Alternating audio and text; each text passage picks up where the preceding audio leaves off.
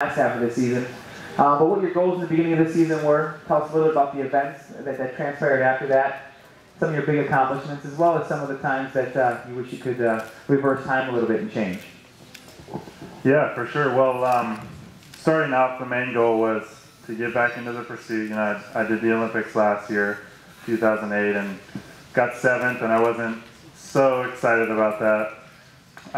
You know, many people say, you know, oh, you got 7th, that's great, but it's still something that I kind of regret, especially now that they might be taking my event out of the Olympics, so hopefully not. But anyways, I was a little bit bummed after the Olympics, and came back to Colorado and didn't really know what to do, and I got a phone call from Lance, or my dad got a phone call from Lance, and he was like, hey, we wanna make this new team.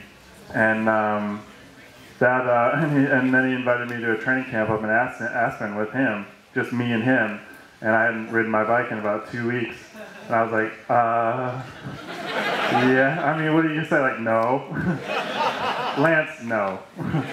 So that day I hopped on my bike, tried to ride really hard, and you know, I eventually made it up to Aspen, had a great time with Lance. Lance is a really cool guy. And you know, from there, the whole team, the progression of the team really started, and we got Axel involved, who you'll find out is a great guy.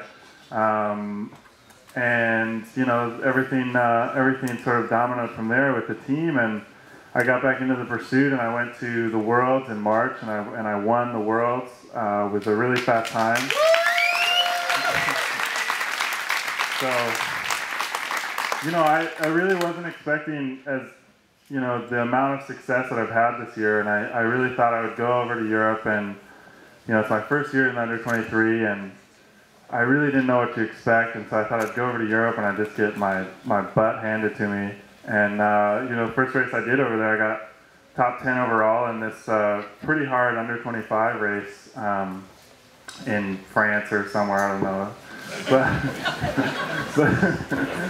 But you know, that gave me hope for the rest of the season, and Paris-Roubaix was always a big goal.